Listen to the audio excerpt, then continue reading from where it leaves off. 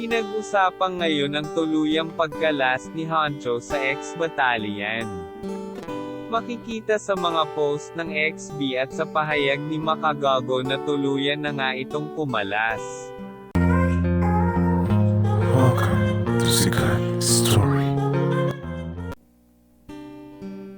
Pinag-usapan ngayon ang tuluyang pagkalas ni Honcho sa ex-battalion.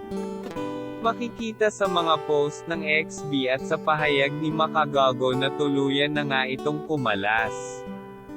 Makikita sa post disgustingly na ang pagkakasabi sa caption na kumpleto walang kulang. At ang pagkakasabi naman ni MC Ren sa caption ay "Hay, eto nga pala yung sinayang mo." Ito ang mga post ay patama nila kay Honcho.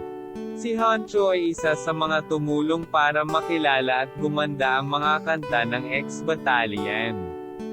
Itong issue ito ay matagal nang pinag-uusapan pero ngayon lang talaga napatunayan dahil sa mga post nga ng mga XB. Kaya nang malaman ito ni Makagago ay agad itong gumawa ng video para sabihin ang lahat ng kanyang nalalaman. So, itong mga hinayupak na to, apat malaki ang utang na loob. Ang ginawa nila ay yung galawang traidor.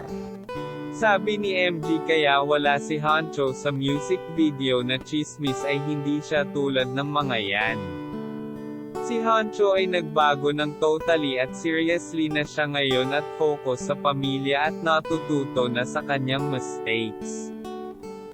So wala na siya sa XB. Isang confirm pa nga na issue sabi ni MG na si Angelica Yap ay pumatol kay Honcho. Kaya lalong iniwanan si Honcho ng nga mga XB at pinagkaisahan. Mainit ang issue na ito. Kasi nawala ang isa sa magaling sa XB na si Honcho. Kaya comment kayo kung sino gusto nyo ring mawala sa XB. Yan lang ang ating mainit na chika. Halina't mag-like, share and subscribe. Thank you.